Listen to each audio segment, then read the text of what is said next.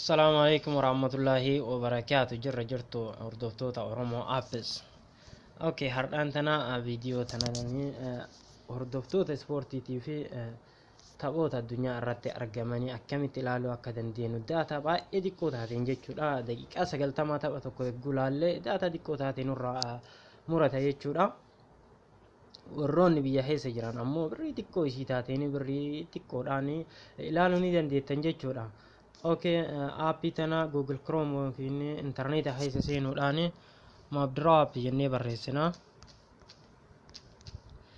Okay, isii jalqa haala kanaan dhufa jechuudha. Yogguu barreessitanii isii tana gadi siin dheetiin naannawa kanatti daawunlood goona jechuudha.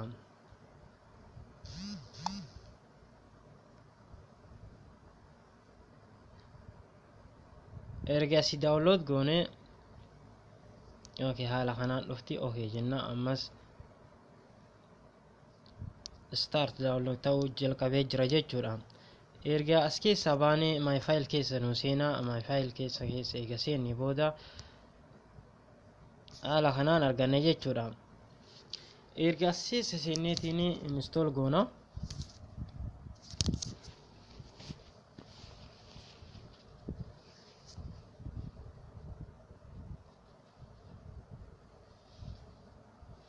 ifama networking kiyya dadhabaadha xiqqoo.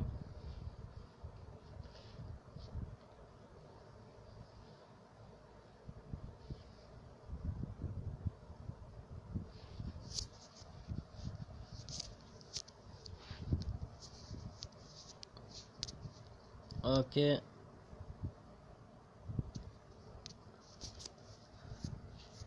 baanee aappii keessa seenna jechuudha. Aappii keessa wagguu seennu haala kanaan nu fida jechuudha.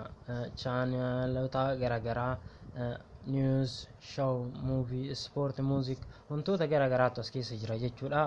Sport keessa erga seenne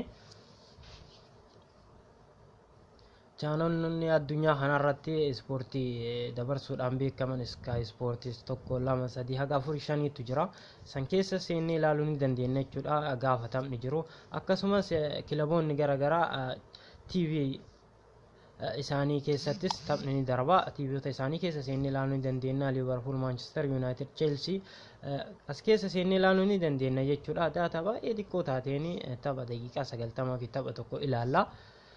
Akkasiin itti fayyadamna jechuudha inshallah.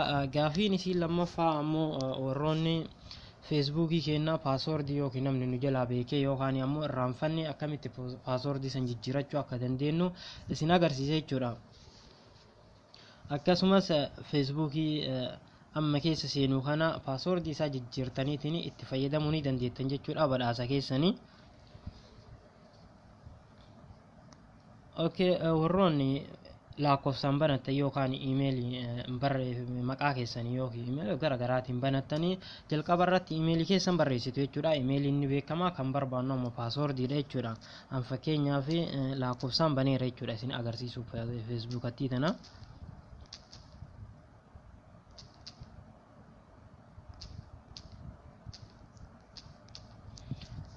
Okay, amma paaswordii waan hin qabne yookiin paaswordii qabnu namni nu jalaa beekee jiraatti fayyadamuu hin dandeenye yookaan ammoo irraanfannee jirra jechuudha. Okay, gadi siiquudhaan forget password jenna.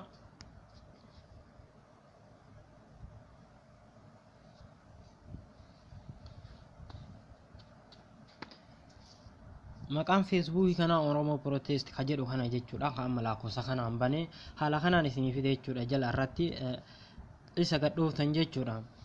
Erga haala kanaan fide fakkeenyaaf koodii isin erga jalqaba irratti bakka amma confirm email bootaa jedhu kanatti lakkoofsa ittiin banatan irratti meeseejii isin erga jechuudha jalqaba irratti otoo paaswordii keessan hin jijjiirin. An fakkeenyaaf lakkoofsi sun bira hin jiru emailii kiyyaa walitti hidhe jechuudha. Yoo lakkoofsi feesbuukiin banatan sun isin bira hin jiraannes email yoo qabaatan email keessanii walii hiitaniiti akka email irratti koodii isin ergu godhuu ni dandeettan jechuudha. Fakkeenyaaf amma ani Oromoo First Store 8@gmail.com kanarratti hidheera jechuudha emailii kiyya.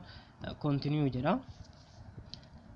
amma imeelii kanarratti koodii na erga jechuudha. Lakkoofsi waan na bira hin jirreefi sila lakkoofsa irratti ni ergama.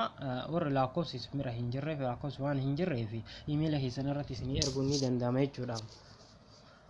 Waliin daqiiqaa xiqqoo ni jenna jechuudha hanga nu erguufi.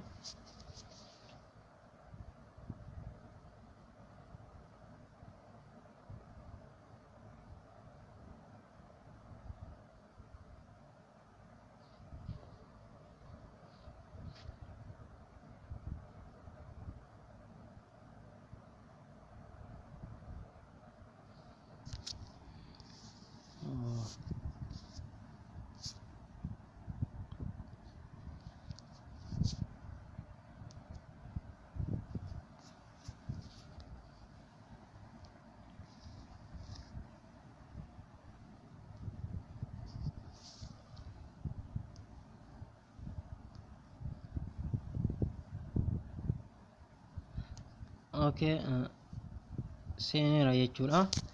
Paaswordiin yookiin koodiin inni na erge paaswordii osoo hin taane koodiin inni na erge 617624 jechuudha. Amma achi fidee bootaa sanitti guura jechuudha. Achi booda paaswordii uumachuu danda'a.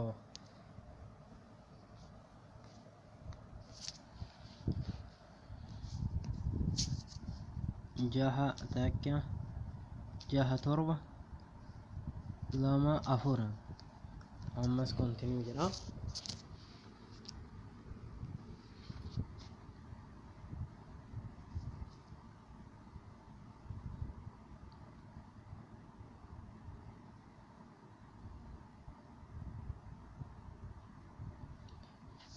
Okay, haala kanaan eeganu dhufee ka jalqabaa irratti eega continue jedhee amma paaswordii uumadha jechuudha. Paaswordii hin irraanfanne yogguu Facebook kiyya keessa seenu yoo inni paaswordii na gaafate dijiitii isa 6 asirratti uumadha jechuudha. Maqaan ta'e maqaa fi lakkoofsa of keessa makeetiin akka barbaadeen uumachuu ni danda'a jechuudha. Haala kanaan uumattanii Oromoo 1 2 3 4 5 6. Okay, erga haala kanaan banadhe booda lakkoofsa meeseejii paaswordii egaa sitti barreesse booda dhiifama. Paaswordiin kuni amma Facebook kiyyaa ta'a jechuudha. Ka dagachuu hin qabne ka namnis na jalaa arguu hin qabne kana jechuudha. Continue jedha.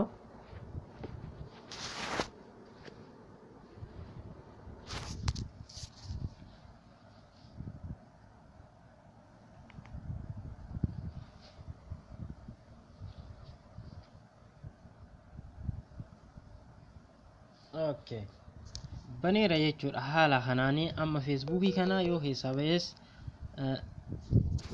yoo fakkeenyaaf feesbuukiin na jalaa dileet ta'es wagguu haarawaa buusu haala kanaan itti wanna jechuu ni danda'a jechuudha. Paaswordii kiyya itti guuteeti. Okay, hiriyoottan kiyya share like gochuu hin dagatinaa. Namni jalqaba irratti feesbuukii kana paaswordii isaa jijjiiree itti fayyadame feesbuukiin ka isaati jechuudha. Badhaasa keessanii ka jalqaba irratti itti fayyadame ammoo baga milkoofte. Salaamu alaikum warahmatullahi wabarakatuh. Share gochuu hin dagatinaa jechuudha. Bye. Haga viidiyoo biraati walitti dachaanutti nagaan naa tura.